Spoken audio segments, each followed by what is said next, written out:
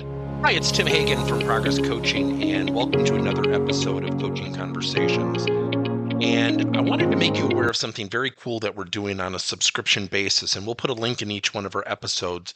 But every Wednesday, we're going to be doing what we call an audio podcast workshop. That workshop will be roughly about 14 to maybe 20 minutes per episode, with each month having a theme from a coaching model, using feedback strategically, to coaching self-awareness, and so on. So if you could, look in the body or in the content description of each episode, and you will see a link where you can join this subscription. These are literally 4 workshops every month, teaching specific strategies to address a particular area of workplace coaching, as it relates, again, to things like awareness, motivation, teamwork, and what have you. Here's the cool thing. It's only $10 per month, and each month you will get a handout that we will follow along with. So we also give you a tool for you to take notes as we go through each episode. We hope you'll check it out. When we think about workplace cultures and we think about some of the things that we need to do, and we think about how we're connected and how we're not connected, I think about 5 different levels of relationships. And I'm going to draw some different perspective to this, but do we really know each other? And I think about, at the base of a triangle, something called the foundational relationship. Do we know one another outside of the business interaction? So I have employees, and do I know what their interests are outside of the organization? That doesn't mean that we have to socialize or have dinner, but do we know what our interests are? Do we know what their passions and motivations are? Do we know the person void of our business interaction? That's at the foundation. The next level above that is something called a tactical relationship. We have tactical relationships in sales. We have customers that we're selling. Sometimes they can be very transactional relationships, which I'm going to touch on here in a bit. We can have tactical relationships with our employees, with our teammates. The next level is something called a partner relationship, where we view one another as partners. We're peers. We're in this together. Now, a trusted peer relationship is someone who you look at that person, you say, that's my confidant. That's the person I go to. That's the person who will tell me things truthfully. Now, trusted peer relationships are rare. You typically don't have 30 of those inside an organization. Typically, you have 1 or 2. Then you have the almighty top of the pyramid, and that's the unbreakable relationship. No matter what happens, nothing will disrupt that relationship. Now, you can have that with coworkers, bosses, customers. And so when you think about that, so often our relationship starts with the tactical before we even get to know each other. Let me draw attention to this. We had a client where 2 people just absolutely did not like each other. The pandemic hits. They had worked together for 7 years. They both found out they love golden retrievers. So think about that. They both saw golden retrievers in their Zoom calls, and they immediately realized that the other person had a golden retriever. They never knew it because they never talked. Recently, I put out to bid and talked to 5 organizations to put a new roof on my house. I had a unique requirement. I did not want to meet with anybody. And all of a sudden, out of the 5, I got 2 phone calls, and I said, in my requirements, I put it out on Angie's list. I don't want phone calls. Stop by the house, put a bid. I'm not going with the lowest bid, but then I'll go from there and I will have discussions. 2 people called me right away, broke the rule. And they said, well, we don't work that way. We'd like to come out to the house. And I said, so I'm going to ask you a blunt question. Is your attempt to close me? Silence. One guy honestly said, well, of course it is. I said, okay, great. Why would I do that? I would negotiate against myself.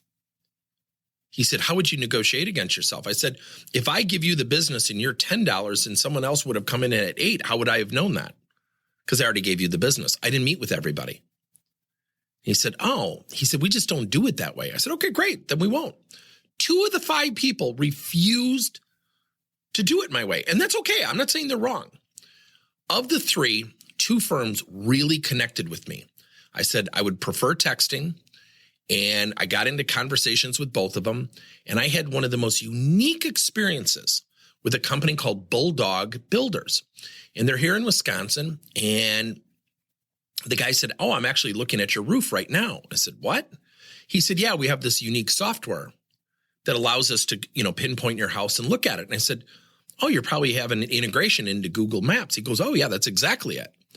So he was at our house last night, the night before this podcast episode. And he sat down, before he started to talk about roofing, he said, I've really enjoyed the process of the way you want to do your project. I said, thanks. And he said, how did you come about that? I started telling him. He said, well, what do you do for a living? I said, well, I teach coaching. He said, do you ever coach kids? I said, yeah, it's one of my passions, boys volleyball. 30 minutes later, I knew he had 3 kids. He coaches soccer. He coaches baseball. He's got a 13-year-old, a 12-year-old, and a 9-year-old. His name is Nick. We connected. We had a foundational relationship. I knew what turned him on. Then the conversation progressed even more. He does sales training for an organization for home builders, specifically for roofing salespeople.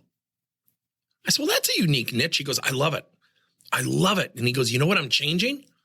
I said, what? He goes, we've always been taught the one-stop sale. Get the sale. Don't leave without that sale. And I said, what have you changed it to? And he said, honestly, get to know the people you're going to work with. So I've offered to do him a video testimonial. I just connected with the guy. Now, let's bring it back to the workplace. I just did a coaching session with somebody who had a pretty personal issue that was conjuring up some, I would say, workplace challenges as a leader. And his boss asked me to have the conversation. They had known each other 11 years. This is not a pot shot at the boss. Instead of going in and talking about the problem and talking about the challenge, we just talked. Started to find out about his childhood. He started to share some things. I shared some things, and we just talked. And I said, by the way, one of the things that's hindering or potentially hindering the perception of your leadership is XYZ. And he nods and he puts his head down. I said, yeah, do you mind if I ask, where does that come from? I didn't go in charging hard. I didn't go in and start tactically going after him and saying, we've got a problem here. Because when we talk about problems, we really let people know you've got problems. I foundationally just started to talk to him. Found out during his childhood, he had a number of things that caused, for lack of a better description, a trigger in the workplace. I'll leave it at that. And I went back to his boss, shared it with him. We have seen, I don't want to say dramatic change. We've seen really short-term positive change, helping him be more comfortable pursuing this. His boss said, he's worked for me for 11 years. I never knew that. He said, how did you get that out of him? Because his question of me was what? It was tactical. And I said, honestly, we just got to know each other. Are our employees really connected? Do we really, really know each other? Do we really have unbreakable relationships in the workplace?